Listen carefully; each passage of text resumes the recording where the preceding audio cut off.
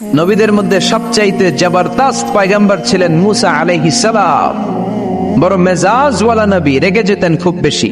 থাপ্পড় মেরে একবার ফেরাউনের বাবুর্চিকে মেরে ফেলেছিলেন। অনেক শক্তি আল্লাহ তাআলা তাকে গায়ে দিয়েছিল। তিনি একবার আল্লাহকে আবদার করে বসলেন, রব্বি আরিনি আনজুর ইলাইক।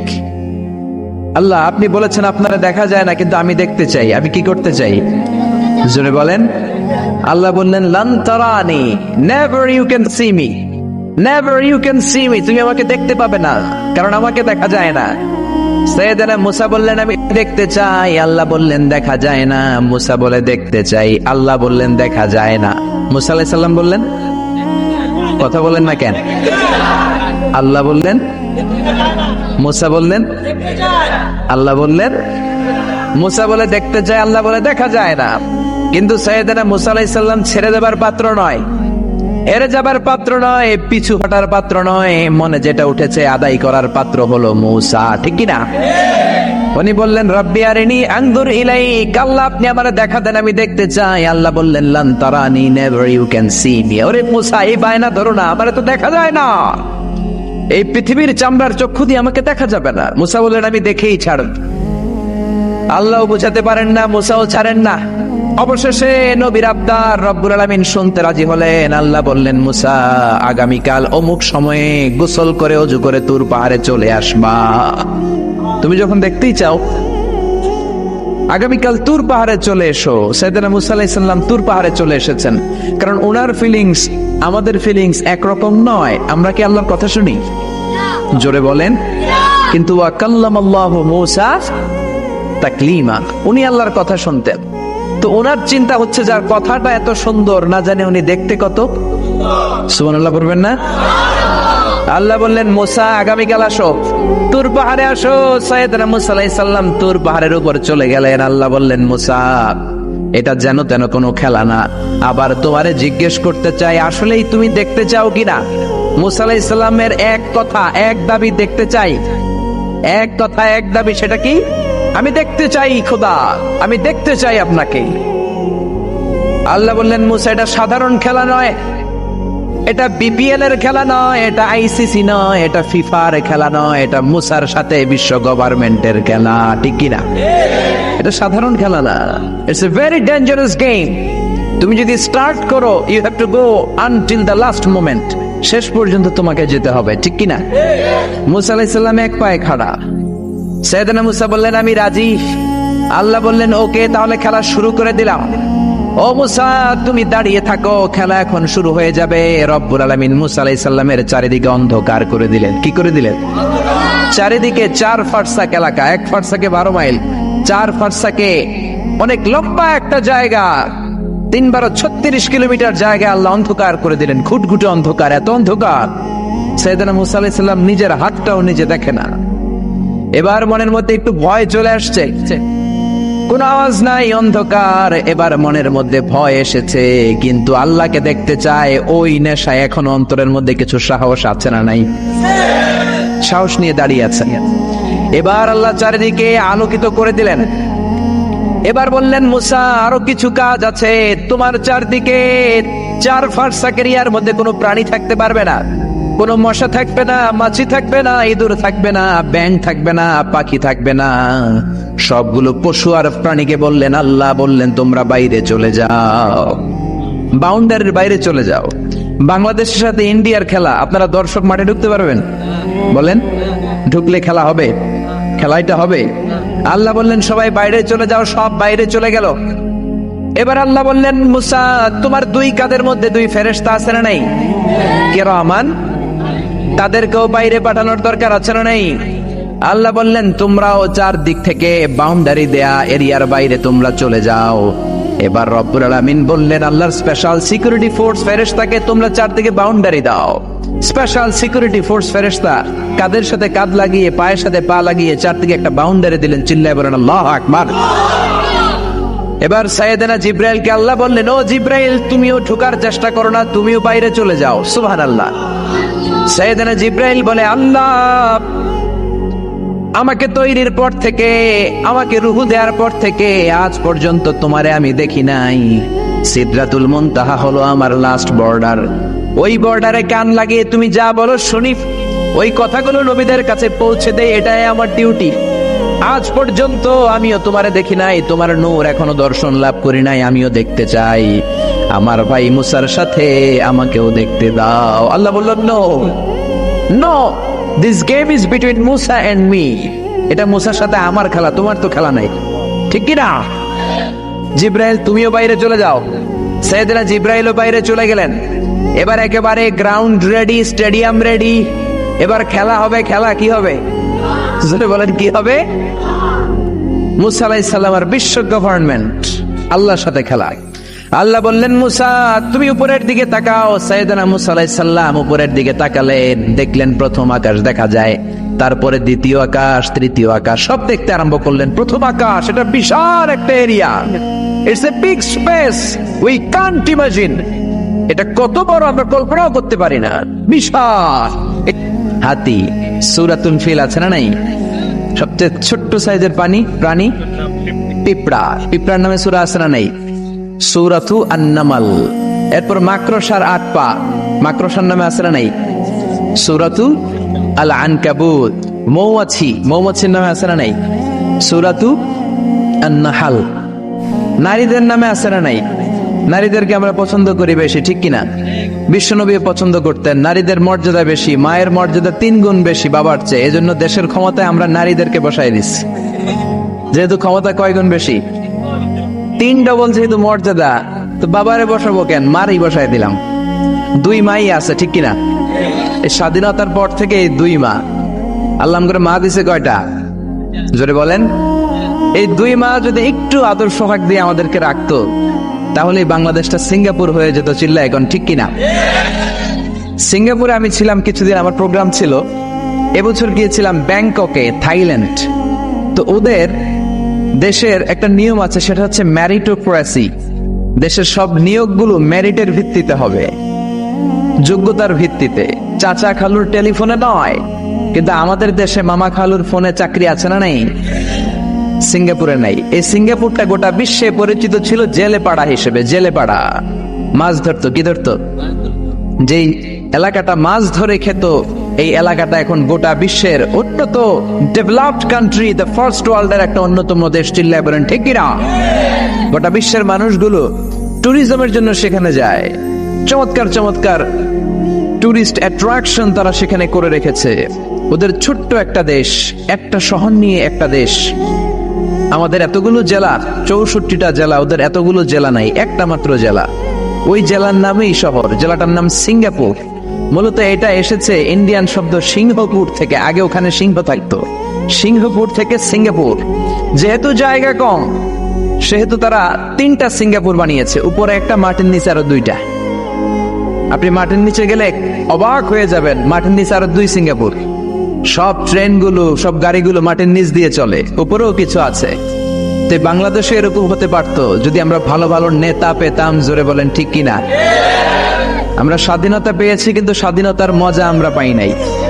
71-এ আমাদের উপর জুলুম করেছে পাক হানাদার বাহিনী, আর 71-এর পর আমাদের উপর জুলুম করছে আমাদের ভোট দেয়া নেতারাই। চিল্লায় বলেন ঠিক কিনা?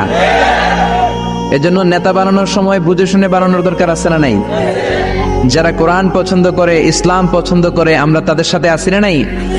আপনি কোরআন নিয়ে যদি রিসার্চ করেন অবাক হয়ে যাবেন। মানুষের নামে আল্লাহ সূরা দিলেন, প্রাণীর নামে সূরা দিলেন, চাঁদের নামে সূরা দিলেন, সূর্যের নামে সূরা দিলেন। কি অবাক করা কাণ্ড! দেশগুলো হচ্ছে 30 ভাগ আর সাগর হচ্ছে 70 ভাগ। চিল্লায় বলেন আল্লাহু আকবার। তার মানে এই পৃথিবীর তুলনায় কত ছোট্ট একটা জায়গায় এই সূর্যপুরে আমরা বসে আছি। কত নগণ্য আমি, কত ক্ষুদ্র আমি, কত ছোট্ট আমি, ঠিক কিনা?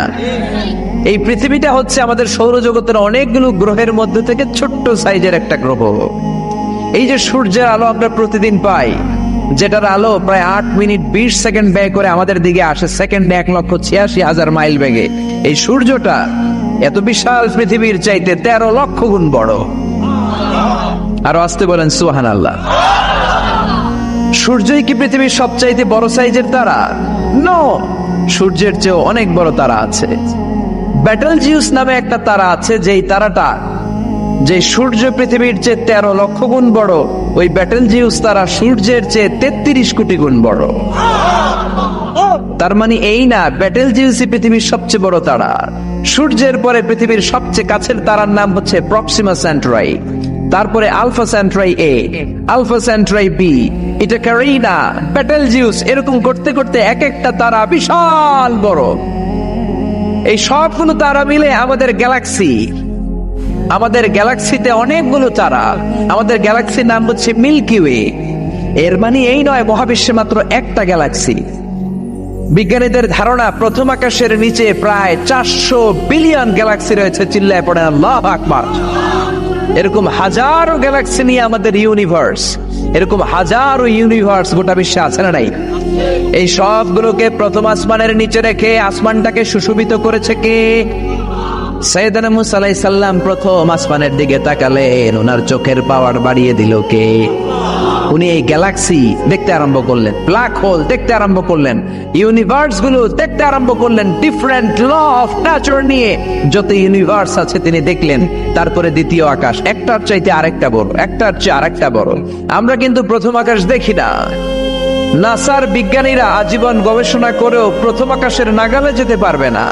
তারা যেখানে যায় এটা হচ্ছে প্রথম আকাশের মহাশূন্য। এটা কি? প্রথম আকাশের মহাশূন্য, তারপরে প্রথম আকাশ, তারপরে দ্বিতীয় আকাশের মহাশূন্য, তারপরে দ্বিতীয় আকাশ, তারপরে তৃতীয় আকাশের মহাশূন্য, তারপর তৃতীয় আকাশ। একটার চাইতে আরেকটা বড়। কত বড়? বিশ্বনবী বললেন তোমার হাতের আংটিটা, কোনটা? আংটিটা যদি সাহারা মরুভূমিতে ফেলে দাও, তাহলে সাহারা মরুভূমির তুলনায় তোমার আংটি যত ছোট, আল্লাহর দ্বিতীয় আকাশের তুলনায় আল্লাহর প্রথম আকাশটা ঠিক তত ছোট। এভাবে তৃতীয় আকাশ আরো বড়, চতুর্থ আকাশ আরো বড়। সাইয়েদনা মুসা আলাইহিস সালাম দেখলেন, 7 আকাশ দেখলেন। তারপরে তিনি দেখলেন সিদরাতুল মুনতাহা দেখা যায়, সেখান থেকে দেখলেন 4টা ঝর্ণা, 4টা নদী, 2টা জান্নাতে ঢুকেছে, 2টা নদী সিদরাতুল মুনতাহা থেকে দুনিয়ায় এসেছে। একটা নদীর নাম হলো মিশরের নীল নদী, আরেকটা হলো ইরাকের দজলা নদী। সুবহানাল্লাহ। তারপরে নজর করে তাকালেন, সেখানে দেখলেন তিনি কোরআনের বাড়ি দেখা যায়। বাল হুয়া কুরআনুম মাজিদুন ফি লাওহিম মাহফুজ। নাম শুনেছেন? লাওহে মাহফুজ কার বাড়ি? কোরআনের বাড়ি। লাওহে মাহফুজ কার বাড়ি? নজর করে দেখে কোরআনের বাড়ি দেখা যায়। সাইয়েদনা মুসা আলাইহিস সালামের চোখের পাওয়ারকে বাড়িয়ে দিয়েছে কে? ওনার চোখের মেকানিজম, মেগাপিক্সেলকে প্রখর করে দিয়েছে কে? তারপরে নজর করে দেখলেন বাইতুল মামুর দেখা যায়, যেই বাইতুল মামুর হলো ফেরেশতাদের কিবলা। আমরা হাজে গেলে, ওমরায় গেলে আল্লাহর ঘরকে সেন্টারে রেখে চারদিকে তাওয়াফ করি, লাব্বাইক আল্লাহুম্মা লাব্বাইক বলে আল্লাহরে ডাকি। ফেরেশতারা এই কাবার চারদিকে তাওয়াফ করে না, তাদের জন্য আরেকটা ঘর, আল্লাহর বানানো আরেকটা ঘর 7 আকাশের উপর আছে না নেই? সেটার নাম হচ্ছে আল বাইতুল মামুর। সব ফেরেশতারা সেখানে তাওয়াফ করে, একবার করে ঢুকে 70,000 জন। একবার যারা ঢুকার চান্স পায় কিয়ামত পর্যন্ত দ্বিতীয়বার চান্স তার কপালে জুটবে না। কোন সুবহানাল্লাহ। তারপরে তিনি নজর করে দেখলেন আরশ দেখা যায়, কুরসি দেখা যায়। তারপরে নজর করে সাইয়েদনা মুসা আলাইহিস সালাম দেখলেন আল্লাহর 70,000 নূরের পর্দা দেখা যায়। 70,000 নূরের পর্দা দেখা যায়। সেখান থেকে আল্লাহ গায়বী আওয়াজ দিয়ে বললেন, মুসা লাস্ট ডেস্টিনেশনে চলে এসেছো, একেবারে ফাইনাল গেট। এই গেটের পরে আর ফিরে যাওয়ার কোনো জায়গা নাই। শেষবারের মতো জিজ্ঞেস করি, খেলা কি চলবে নাকি থামিয়ে দেব? সাইয়েদনা মুসা বলে চলবে। সাইয়েদনা মুসা বললেন কি চলবে? কি সাহস ওনার, কি শক্তি ওনার, কি মেধা ওনার, কি কিউরিসিটি ওনার, কি অদম্য আগ্রহ ওনার। উনি বললেন খেলা চলবে। এত দূর এসেছি, পিছনে ফিরে তাকানোর মানুষ আমি নই, ঠিক কিনা? আল্লাহ বললেন মুসা তাহলে ঠিক আছে, খেলা শুরু হয়ে যাবে, একটু শক্ত হয়ে দাঁড়াও। সুবহানাল্লাহ পড়েন। এই প্রথম আল্লাহ তার নূরের তাজাল্লির ফোকাস পৃথিবীতে ঢেলে দিবেন, এর আগে পড়ে নাই। আল্লাহু আকবার। সাইয়েদনা মুসা আলাইহিস সালাম শক্ত হয়ে দাঁড়ালেন। ফালাম্মা তাজাল্লা রাব্বুহু জাআলাহু দাক্কা ওয়া খাররা মুসা সাইকা। ফালাম্মা তাজাল্লা রাব্বুহু লিল জাবাল। আল্লাহ বললেন মুসা তবে একটা কথা শুনে রাখো, এত দুর্বল করে তোমাদের বানিয়েছি। ওয়া খুলিকাল ইনসানু দাঈফা, মানুষ কি সবল নাকি দুর্বল? সবল না দুর্বল? দুইবার পাতলা পায়খানা হইলে চেহারার দিকে আর তাকানো যায় না, ঠিক কিনা? আজকের জান্নাতুন নাইম এপ্রিল বিশ্ব সুন্দরী, 20 বছর পরে বিশ্ব পেতনিও না, ঠিক কিনা? অসুস্থ হলে মানুষ দুর্বল হয়ে যায়, বিপদ আসলে মানুষ কাবু হয়ে যায়, বয়সের ভারে মানুষের চামড়াগুলো ঝুলে যায়। মানুষ কি সবল নাকি দুর্বল? জোরে বলেন, সবল নাকি দুর্বল? সে আল্লাহ বললেন, গোলাম চাইতে হবে শুধু আমার কাছে। সব নবীরা এইভাবে দোয়া করেছেন। সৈয়দনা ঈসা আলাইহিস সালাম দোয়া করেছেন, আল্লাহ আপনার কাছে আমি দোয়া করি আমারে আপনি শেষ নবী বানায়া দেন। কোন নবী? জোরে বলেন। এটা কি সম্ভব? কারণ শেষ নবী একজন আছে না নাই? কি নাম? সবাই বলেন কি নাম? মুহাম্মদ সাল্লাল্লাহু। আল্লাহ বললেন, না না, উল্টা পাল্টা আবদার করো না, ওই নবুয়তি দিয়ে দেয়া হয়েছে। ঈসা বললেন, ওকে। আমি পড়েছি ইনজিলের মধ্যে ওই নবীর উম্মতদের এত মর্যাদা, বনি ইসরায়েলের অনেক নবীর চাইতে নাকি উম্মতে মুহাম্মাদের মর্যাদা অনেক বেশি হবে। আল্লাহ শেষ নবী আমাকে বানালেন না, ওকে, কিন্তু আমার উম্মতকে ওই উম্মত বানান। আল্লাহ বলেন, নো, ওইটাও দেয়া হয়ে গেছে। পাবে কে? বিশ্বনবী পাবে। বিশ্বনবীর উম্মত আমরা হলাম উম্মতে মুহাম্মাদি। আমাদের মধ্য থেকে যারা আলেম হবে, হক্কানি আবেদ হবে, আল্লাহর ওলি হবে, বনি ইসরায়েলের অনেক নবীদের চাইতেও তাদের মর্যাদা বেশি হয়ে যাবে। সুবহানাল্লাহ। এবার উনি চোখের পানি ছেড়ে দিলেন। আল্লাহ দোয়া করলাম আমার শেষ নবী বানান, বানালেন না। দোয়া করলাম আখিরি উম্মত আমারে দেন, আমারে দিলেন না। এবার আমি দোয়া করি, এই দোয়া কিন্তু ফেলতে পারবেন না। আল্লাহ বললেন, করো করো। সাইয়েদনা ঈসা বললেন, আল্লাহ তাহলে আপনি আমাকে এই পৃথিবীর মধ্যে ওই নবীর উম্মত করে আরেকবার দুনিয়াতে পাঠানো লাগবে। সুবহানাল্লাহ। কবুল করে নিল কে? পৃথিবীতে একজন নবী এখনো মরে নাই। কি নাম? ঈসা আলাইহিস সালাম। উনি আসবেন ইমাম মাহদির 7 বছর যখন হবে, তার গভর্নিং 7 বছর চলে যাওয়ার পরে আসবেন। ঈসা আলাইহিস সালাম যখন আসবেন, এসে দাজ্জালকে, অ্যান্টি ক্রাইস্টকে নিজ হাতে হত্যা করবেন। চিল্লায় বলেন ঠিক কিনা? এটা ছিল ঈসা নবীর দোয়া।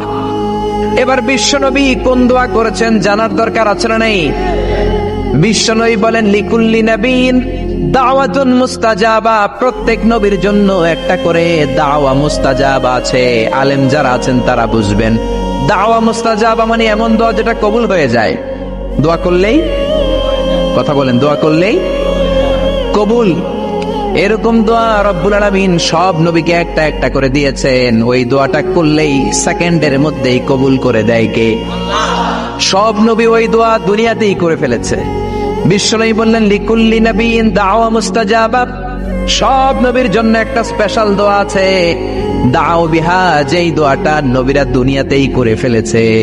ওয়া ইন্নী আখতাবিউ দাওয়াতি শাফাআতান লি উম্মতি ইয়াউমাল কিয়ামাহ। আল্লাহু আকবার। আর আমি আমার দাওয়া মুস্তাজাবা স্পেশাল দোয়াটা এখনো করি নাই। আমার দোয়াটা এখনো আমি জমিয়ে রেখেছি। কিয়ামতের কঠিন ময়দানে আমার উম্মত যখন বিপদে পড়ে যাবে, আমার উম্মতের জান্নাতে যাওয়ার ব্যাপারে ঝামেলা লেগে যাবে, আল্লাহর অনুমতি ক্রমে শাফাত করে করে আমি আমার উম্মতদেরকে জান্নাতে ঢুকিয়ে দেব। তখন আমি ওই দোয়াটা করব। বিশ্বনবী সেজদায় পড়ে থাকবেন কিয়ামতের ময়দানে। সব নবীরাও বলবে, ইয়া নাফসি ইয়া নাফসি। কেউ যখন আল্লাহর কাছে যেতে পারবে না, সবাই মিলে বিশ্বনবীর কাছে যাওয়ার পরে বিশ্বনবী তখনও মাথা তুলবেন না। বিশ্বনবী কপাল ঠুকে কেঁদে কেঁদে বলবেন, রব্বি হাবলি উম্মতি। ও আল্লাহ, আমার উম্মতকে আপনি মাফ করে দেন। সুবহানাল্লাহ।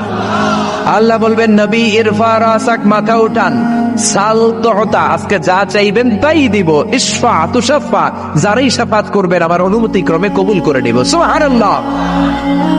বিশ্বনবী চাইলে ওই দোয়াটা দুনিয়াতেই করতে পারতেন অন্য নবীদের মতো, ঠিক কিনা? অন্য নবীরা যেমনি নিজেদের প্রয়োজনে ওই দোয়াটা দুনিয়াতেই করেছে, আমার নবীকে ওই রকম করেছে নাকি? তার মানে আমার নবীর আমাদের জন্য মায়া বেশি না কম? আমার জন্য রেখে দিয়েছেন ওই দোয়াটা, আপনার জন্য রেখে দিয়েছেন দোয়াটা, আমাদের জন্য দোয়াটা রেখে দিয়েছেন। আমরা যখন কিয়ামতের ময়দানে বিপদে পড়ে যাব, বিশ্বনবী দোয়া করে করে আমাদেরকে জান্নাতে ঢুকিয়ে দিবেন, ঠিক কিনা? বিশ্বনবী দুনিয়াতে কম আঘাত সহ্য করেন নাই। যেই লোকটার বাইরের চামড়া থেকে রগ দেখা যেত, রগের ভেতর দিয়ে যে রক্তগুলো দৌড়াদৌড়ি করে সেটাও দেখা যেত। সুবহানাল্লাহ।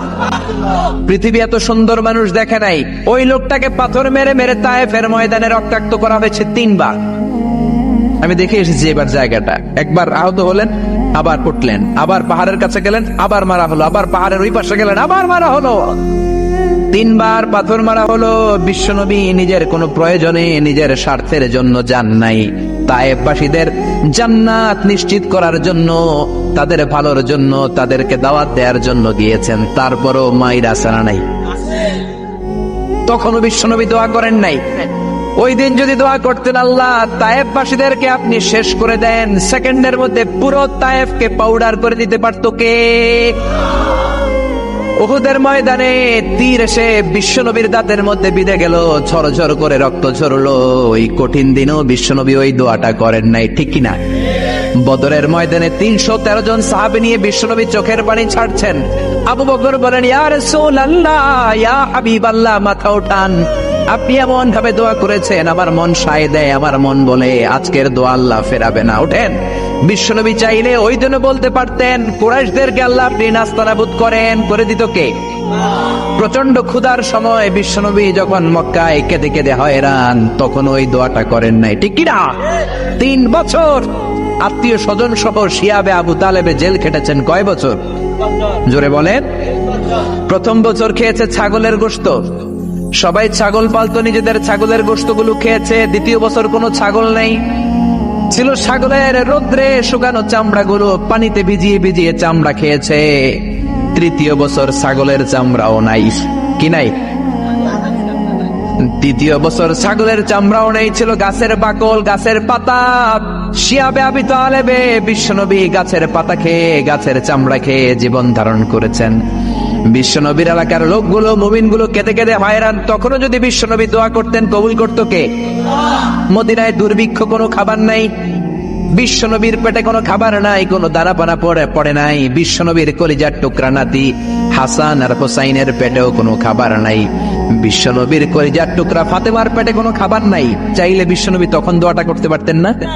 বিশ্বনবী মসজিদে নববীতে জোহরের নামাজ পড়ে হাসান হুসাইনকে দেখতে গেলেন, যে দেখে ফাতেমা রান্না করে। আসলে কি রান্না করে? চুলার মধ্যে পাতিল দিয়ে পানি গরম করে আর হাসান হুসাইনকে বুঝ দেয়, ঠিক কিনা? বিশ্বনবীর পায়ের আওয়াজ শুনে ঘুমন্ত হাসান আর হুসাইন জেগে গেল। দৌড়ে এসে নানাজিকে ছাপটে ধরে ডেকে বলে, নানাজি, গতকাল কেন দেখতে আসলেন না? আজকে দুপুর হয়ে গেল, বিকেল হয়ে যাচ্ছে, এখন বুঝি আপনি দেখতে আসার সময় হলো? বিশ্বনবী বললেন, হাসান হুসাইন, এই তো এইমাত্র জোহরের নামাজ পড়ে আসলাম, তোমাদের খোঁজ খবর নিতে এসেছি। হাসান আর হুসাইন বলল, কি খোঁজ খবর নিবেন? খোঁজ খবর নেওয়ার আগে একটা বিচার করে দেন। বিচার? আপনি তো আহকামুল হাকিমিন, সবচাইতে বড় বিচারকের সবচাইতে বড় নবী, ইনসাফওয়ালা নবী। আপনার কাছে বিচার দিয়ে কেউ কোনোদিন বিচারে ঠকে নাই, ঠিক কিনা? আপনি একটা বিচার করেন। বিশ্বনবী বললেন, কিসের বিচার? হাসান বলে, নানাজি, আপনার মেয়ের নামের বিচার, ফাতেমার নামের বিচার।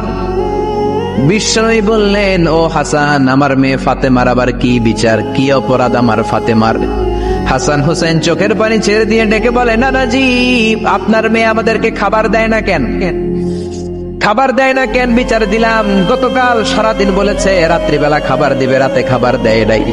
আমাদেরকে বলেছে তোমরা ঘুমিয়ে যাও, আমি রান্না করি, সকালে দিব। ঘুমায় গেলাম, সকালবেলায় খাবার চাইলাম, আপনার মেয়ে ফাতেমা তখন আমাদেরকে খাবার দেয় না। দাদা, আমরা ছোট্ট 2টা মানুষ ক্ষুধার জ্বালায় বেহুশ হয়ে যাই, আর সহ্য করতে পারি না, আপনার মেয়ে খাবার দেয় না। দুপুর হয়ে গেল, 2 জনে কান্নাকাটি করে আপনার মেয়ে এখন পর্যন্ত আমাদেরকে খাবার দেয় নাই। আমরা 2 জন তো আর সহ্য করতে পারি না, কেন আপনার মেয়ে আমাদের সাথে এমন করে? আপনার কাছে বিচার দিলাম, আপনি বিচার করেন। বিশ্বনবী আর কি বিচার করবেন? ধা ধা করে বিশ্বনবী চোখের পানিগুলো ছাড়েন। হুসাইনকে জড়িয়ে ধরলেন, হাসান রে জড়িয়ে ধরলেন, ডেকে বললেন, হাসান রে, কাছে আয়। বিশ্বনবী শাম দেশের জুব্বা পরতেন, শাম দেশের জুব্বাটা উপরের দিকে উঠালেন, হাসান রে দেখালেন, এই তো দেখ, তোর নানার পেটের মধ্যে 3টা পাথর বাঁধা। একদিন না খেয়ে থাকার কারণে তোদের পেটে এত জ্বালা, এত কষ্ট। আমি বিশ্বনবীর পেটে গত 3 দিন যাবত কোনো দানা পানি পড়ে নাই। আমি বিশ্বনবী তো না খেয়ে আছি রে হাসান, আমি তো 3 দিন না খেয়ে আছি, আমার পেটেও তো কিচ্ছু নাই। নানাও কাঁদলেন, নাতিও কাঁদলেন, পুরো পৃথিবীও কাঁদলো, ঠিক কি না? ওই কঠিন ক্ষুধার দিন, ওই কঠিন দুর্ভিক্ষের দিন বিশ্ব নবী যদি তার স্পেশাল দোয়াটা করতেন, জান্নাত থেকে জিব্রাইলকে দিয়ে খাবারের বস্তা পাঠিয়ে দিত কে? ওই দিনও বিশ্ব নবী দোয়াটা করে নাই। আমার জন্য, আপনার জন্য, আমাদের জন্য দোয়াটা এখনো আসরা নাই। হাজার ব্যথা বেদনার পরে ফিরে আসনি তুমি আপন ঘরে, দিনের আলো তুমি ছড়িয়ে দিতে চলে গেলে মদিনায় মক্কা ছেড়ে। হে রাসূল তোমাকে ভুলি আমি কেমন করে, হে রাসূল তোমাকে ভুলি আমি কেমন করে। খে না খেয়ে দিন প্রচারের কাজে নিজেকে দিয়েছ বিলিয়ে, তাই ফের কাফিরেরা চিনল না সে আলো, দুষ্ট ছেলেদের পিছু দিল লেলিয়ে। পাথরের আঘাতে ক্ষত বিক্ষত হয়ে সারা শরীর থেকে রক্ত ঝরে।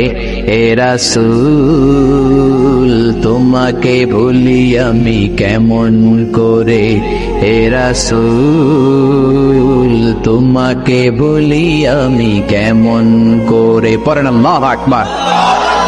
কি দিল দরিয়া নবী ছিল, নিজের বিপদের কথা ভুলে গিয়ে, নাতির বিপদের কথা ভুলে গিয়ে, ফ্যামিলির কথা ভুলে গিয়ে উম্মতের জন্য কেঁদেছে, ঠিক কিনা? গোটা বিশ্বের জন্য শিক্ষা এনেছে, সভ্যতা এনেছে, আমাদেরকে ভদ্রতা শিখিয়েছে। আর ওই নবীরে গালি দেয় এরকম কিছু ব্লগার বাংলার জমিনে আছে না নাই? তারা মানুষ নাকি শয়তান? এগুলো পিতৃ পরিচয়হীন জারদ সন্তান, জোরে বলেন ঠিক কিনা? দুই জায়গায় কেউ যদি আমাদেরকে ইনসাল্ট করে আমরা সহ্য করতে পারি না। এক হচ্ছে কোরআন, কোরআনকে নিয়ে গালি দিলে আমাদের কলিজায় আগুন আসে না নাই? বিশ্বনবীরে গালি দিলে কলিজায় আগুন ধরে যায়, যদি না ধরে যায় তুমি মুমিন নও, তুমি মুনাফিক। চিল্লা এখন ঠিক কিনা? বিশ্বনবীরে গালি দিলে কলিজায় আগুন লাগে, কলিজায় আগুন লাগে মুসলমান। কার কার লাগে তো হাত উঁচু করে আল্লাহর দেখা। লিল্লাহে তাকবীর, লিল্লাহে তাকবীর, লিল্লাহে তাকবীর।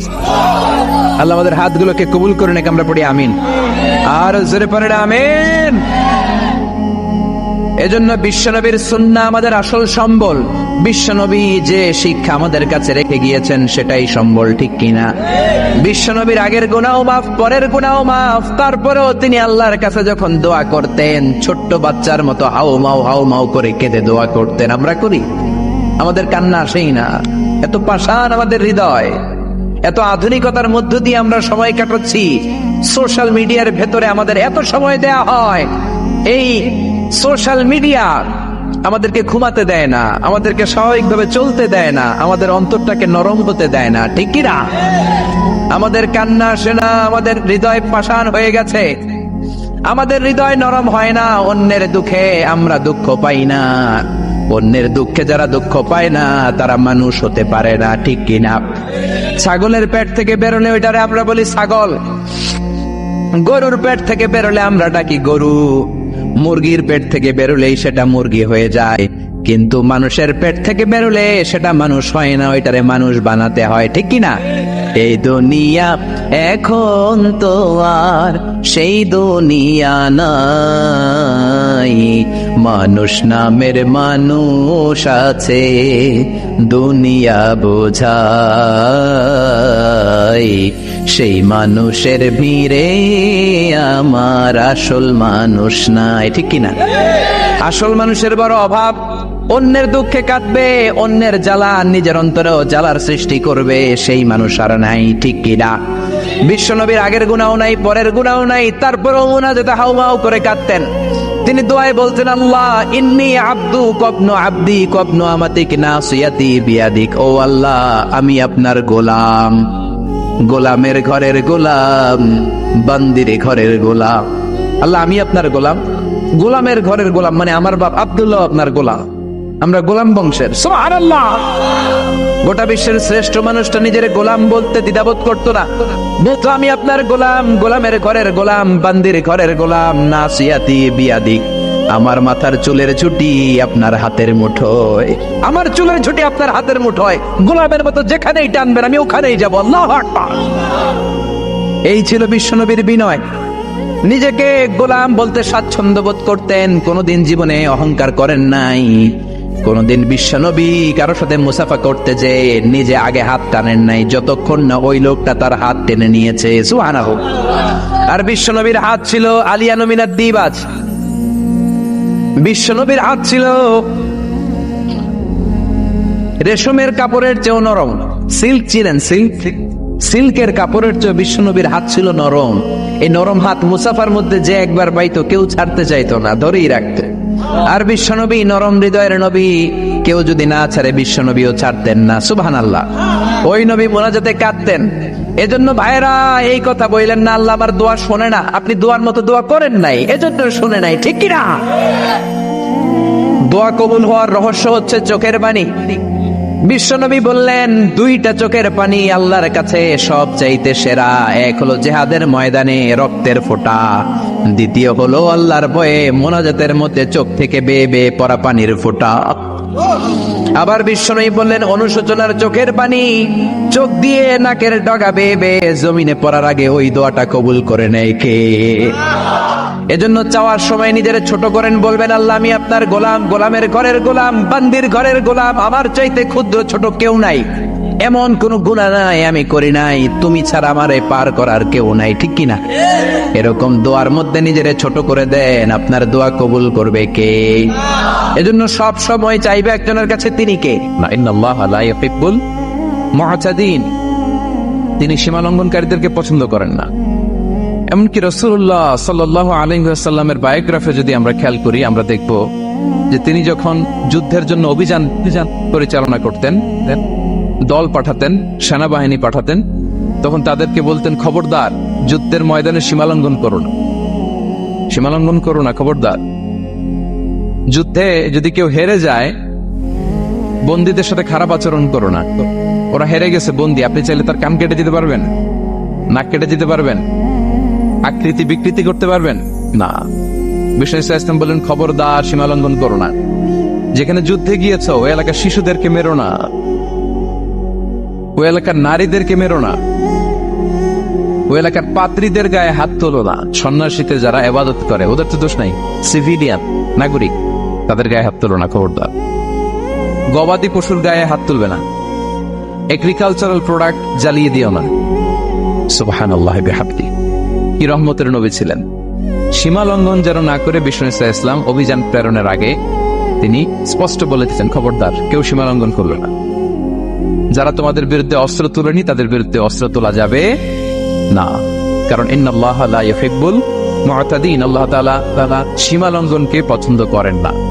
প্রিয় ভাইরা, তাহলে যে 7 শ্রেণীর ব্যক্তিকে আল্লাহ তাআলা পছন্দ করেন না তার প্রথমটা আমরা জেনে গেলাম, তারা কারা? সীমা লঙ্ঘনকারী। আমি কিন্তু প্রায় এরকম জিজ্ঞেস করব এবং সবশেষে আপনাদেরকে নিয়ে রিভাইজ করব। তাহলে 1 নম্বরে আমরা পেলাম তারা কারা? মেহেরবানি করে সবাই বলবেন একসাথে, তারা কারা? তারা সীমা লঙ্ঘনকারী, তারা তাদের লিমিট ক্রস করে, তাদেরকে আল্লাহ তাআলা পছন্দ করে না। সো আমরা আমাদের লাইফের সাথে একটু মিলিয়ে নিই যে আমরা আমাদের পুরো ক্ষেত্রে সীমা লঙ্ঘন করি কিনা একটু খেয়াল করেন। আমার যে দায়িত্ব আছে আমি কি সীমা লঙ্ঘন করি কিনা? আমার স্ত্রী আমার দায়িত্বে, তার সাথে সীমা লঙ্ঘন করি কিনা? আমার ভাতিজা ভাতিজি অনেকের আছে ইয়াতিম, তার বাবা মারা গেছে, তার সব সম্পত্তির দায়ভার আমার উপর দেয়া, আমি ওইখানে তাকে ঠিকঠাক মতো সব দেই কিনা, সীমা লঙ্ঘন করি কিনা? হ্যাঁ, ক্ষমতা পেলে সীমা লঙ্ঘন করি কিনা? কি মনে হয় আমরা ক্ষমতা পেলে সীমা লঙ্ঘন করি কিনা? হ্যাঁ, করে করে হ্যাঁ, মানে যেখানে ডাক্তারের কাছে যেয়ে বলে ডাক্তার সাহেব আমার এইখানে ফোড়া, সারা দেহের যেই কোনো জায়গায় ধরতে পারেন, এইখানে ধরেন, এইখানে না ধরলে ভালো হবে? ফোড়া যেখানে ট্রিটমেন্ট তো ওইখানে দিতে হবে, কি বলেন? রোগ যেখানে ওষুধও সীমা লঙ্ঘন। দায়িত্ব পেলে আমরা সীমা লঙ্ঘন করি। এমনকি আমরা যারা ইবাদত করি অনেকে ইবাদতেও সীমা লঙ্ঘন করি। ইবাদতেও না, ভারসাম্য থাকতে হবে, পরিমিতি বোধ থাকতে হবে। এবং মজার ব্যাপার হচ্ছে আল্লাহ তাআলা দোয়া এবং জিকিরের ক্ষেত্রে এই কথাটা উল্লেখ করেছেন যে তোমরা দোয়া জিকিরের ক্ষেত্রে সীমা লঙ্ঘন করো না। আল্লাহ তাআলা বলেন উদউ রাব্বাকুম তাদাররুআ ওয়া খুফিয়া ইন্নাহু লা ইউহিব্বুল মু'তাদিন। তোমরা আল্লাহকে ডাকো কেমন ভাবে? তাদাররুআ ওয়া খুফিয়া, সবিনয়ে গোপনে। সবিনয়ে ডাকো, চুপিসারে ডাকো, গোপনে গোপনে ডাকো, অল্প আওয়াজে ডাকো। কারণ কি? ইন্নাল্লাহা লা ইউহিব্বুল মু'তাদিন, আল্লাহ সীমা লঙ্ঘনকারীদেরকে পছন্দ করেন না। তাহলে আপনি যদি দোয়া করেন আল্লাহর কাছে, যখন জিকির করবেন বিনীতভাবে, চুপিসারে, সবিনয়ে, বিষ্ণু ইসা ইসলাম যেভাবে শিখিয়েছেন ওইভাবে জিকির করতে। নাকি জিকির করতে করতে মানুষের কাঁধে উঠবে না? উঠবেন না? ওঠে ওঠে, হ্যাঁ ওঠে। দেখেন আল্লাহ তাআলা যেইখানে 3 ফোঁটা দেওয়া দরকার 3 ফোঁটা দেয়, যেখানে 1 ফোঁটা ওইখানে 1 ফোঁটা দেয়। আল্লাহ তাআলা ইন্নাহু লা ইউহিব্বুল মু'তাদিন, আল্লাহ সীমা লঙ্ঘনকে পছন্দ করেন না। এই কথাটা ঢুকাইছে কোথায়? দোয়া আর জিকিরের মধ্যে। কারণ আল্লাহ জানে আল্লাহর কিছু বান্দা থাকবে তারা দোয়া এবং জিকিরের সময় কি করবে? সীমা লঙ্ঘন করবে। মাঝে মাঝে কিছু ভিডিও ক্লিপসে দেখা যায় জিকির করতে করতে আরেকজনের কাঁধের উপরে, যিনি জিকির পরিচালনা করতেছে তার মাথার উপর। এখন আমি ওয়াজ করতেছি, আপনি যদি লাফাইতে লাফাইতে এসে আমার উপরে পড়েন, হ্যাঁ মাইকের উপরে যদি এসে পড়েন, আমার অবস্থা হবে কি? লাফাতে লাফাতে উপরে উঠে যায়, নিজে ইনজুর্ড হয়, পাশের শ্রোতাকে ইনজুর্ড করে, যিনি আলোচনা পরিচালনা করতেছে তাকে ইনজুর্ড করে। এরকম আছে না? নাই নাই। ইন্নাহু লা ইউহিব্বুল মু'তাদিন, আল্লাহ তাআলা সীমা লঙ্ঘনকে পছন্দ করেন না। তাহলে আমাদের প্রত্যেকের উচিত আমাদের লিমিট জানা, আমরা যেন আমাদের কখনো লিমিটকে ক্রস না করি। প্রিয় ভাইরা, এটা প্রতিটি ক্ষেত্রে, ইভেন ইবাদতে আমরা যেন সীমা লঙ্ঘন না করি। এই পয়েন্টটা মনে থাকবে আপনাদের? আচ্ছা, তাহলে 2 নম্বরে আমরা চলে যাই। 2 নম্বরে যে শ্রেণীকে আল্লাহ তাআলা পছন্দ করেন না তারা হচ্ছে জালিম বা অত্যাচারী।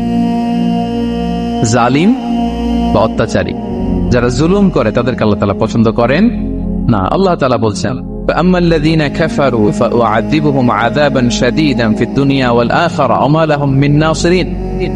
যারা দুনিয়াতে কুফরি করবে কঠিন শাস্তি দুনিয়াতেও আখিরাতেও। وأما الذين آمنوا وعملوا الصالحات فيوفيهم أجورهم, আর যারা ঈমান আনবে সৎকর্ম করবে তাদের প্রতিদান আমি আল্লাহ বুঝিয়ে দেব। والله لا يحب الظالمين, তবে জেনে রাখো আল্লাহ তাআলা জালিমিনদেরকে পছন্দ করেন। তাহলে 2 নম্বরে পাওয়া গেল কাদেরকে পছন্দ করে না? আপনি যদি কারো প্রতি জুলুম করেন তাহলে আপনি জালেম, সে হচ্ছে মজলুম। সে কি? মজলুম। মজলুম আপনারা ক্ষমা না করলে আল্লাহ তাআলা আপনারা ক্ষমা করবে না।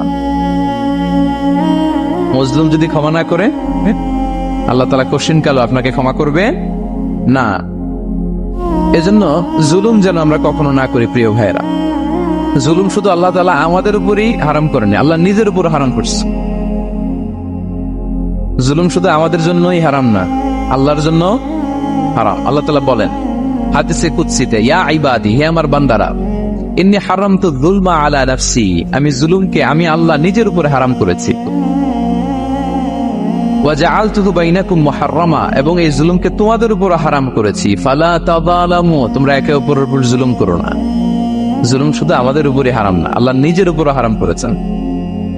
তাহলে জুলুমের সাথে কি মুমিনের কোনো সম্পর্ক থাকতে পারে? পারে না। এবং আল্লাহ তাআলা কখনো কোনো বান্দার উপর জুলুম করেন না।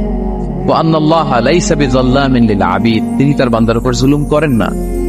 কোনোভাবেই যেন জুলুম না হয়ে যায়, এজন্য আল্লাহ তাআলা কিয়ামতের দিন মাওয়াজিনাল কিসত, ন্যায়ের মানদণ্ড তিনি প্রতিষ্ঠা করবেন, যাতে একটু ভুল না হয়ে যায়, জুলুম না হয়ে যায়। আমরা মাঝে মাঝে যে দোকান থেকে বস্তায় বস্তায় চাল নিয়ে আসি না, চাল দেখা যাবে যে 1 মণ চাল হয়তো সামান্য একটু কম হইতে পারে, সামান্য একটু বেশি হইতে পারে, এরকম হয় না? দেখবেন যে দিছে 10 কেজি, বাসায় এসে দেখবেন যে 10 কেজির চেয়ে একটু বেশি, একটু সামান্য বেশি কয়েক গ্রাম, অথবা 10 কেজির চেয়ে সামান্য কয়েক গ্রাম কম, এরকম হয়ে যায় না? মানুষ তো আমরা, কি বলেন? কিন্তু আল্লাহর নিক্তি পাল্লায়, মিজানের পাল্লায় এরকম হবে নাকি? হবে? হবে না। মাওয়াজিনাল কিসত, ন্যায়ের মানদণ্ড সেটা। ফামাইয়া আমাল মিসকালা যাররাতিন খায়রান ইয়ারা, যাররা পরিমাণ ভালো করেছো তো সেটাও ওজন দেয়া যায় ওই পাল্লায়। সুবহানাল্লাহ পড়বেন না? ওমাইয়া আমাল মিসকালা যাররাতিন শাররান ইয়ারা, অনুপরিমাণ খারাপ করেছো সেটাও ওজন দেয়া যায়। কারণ ওয়া আন্নাল্লাহা লাইসা বিযাল্লামিন লিল আবিদ, তিনি বান্দার উপর জুলুম করেন না। তিনি এমন পাল্লা দিয়েছে যাতে জুলুম না হয়। আমাদেরটাই ভুল হয়ে যেতে পারে, ওনারটাতে ভুল হলে চলবে না। কেউ জিতে যাবে, ঠকে যাবে। কি বলেন? জাররা কাকে বলে? জাররা, জাররা মানে এত ছোট জিনিস, এত ক্ষুদ্র জিনিস যেটা খালি চোখে দেখা যায়। বাংলাদেশের উদাহরণ দিলে বুঝতে পারবেন ভালো। বাংলাদেশের শীতের সিজনের কথা মনে আছে আপনাদের? না মালয়েশিয়া এসে সব খাই ফেলাইছে? হ্যাঁ, মালয়েশিয়া তো সারা বছর গরম, সারা বছর বৃষ্টি, শীত হয় না। তো বাংলাদেশের শীতের সিজনে টিনের ঘর যাদের থাকে, মনে আছে কিনা জানি না আপনাদের, ওই টিনের চালে যদি ছিদ্র থাকে, শীতের দিন টিনের চালে যদি ছিদ্র থাকে, তাহলে মাঝে মাঝে দেখবেন ওই চিকন ছিদ্রটা দিয়ে সূর্যের একটা আলো ঘরের ভিতরে ঢুকে। মনে পড়ে? টিনের চালের ছিদ্র, চিকন এই ছিদ্রটা দিয়ে সূর্যের একটা চিকন রশ্মি নিচে পড়ে।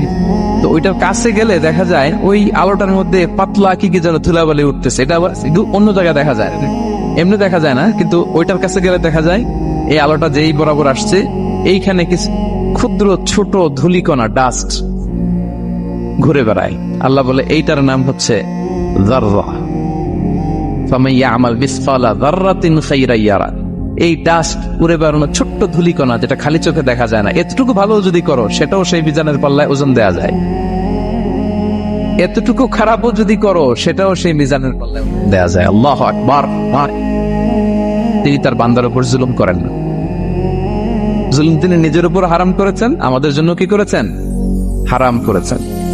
এবং বিষ্ণু ইসলাম আরো ভয়ঙ্কর কথা বলেছেন। তিনি বলেছেন, মান যালামা কিদা শিবরিন মিনাল আরদি তুবিকাহু মিন সাবঈ আরাদিন। কেউ যদি জুলুম করে তার ভাইয়ের 1 বিঘত পরিমাণ জমিন খায়।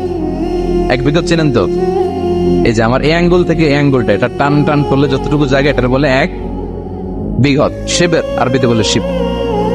হ্যাঁ, মান যালামা কিদা শিবর। বিষ্ণু বলেন এই 1 শিবর, 1 বিঘত জমি যদি কেউ অন্যায় ভাবে জুলুম করে তার ভাইয়ের কাছ থেকে খায়, কিয়ামতের দিন তুবিকা আলাইহি সাবউ আরাদিন, এই 7 জমিনকে আল্লাহ তাআলা তার ঘাড়ে চাপাবে। খা এবার, খা।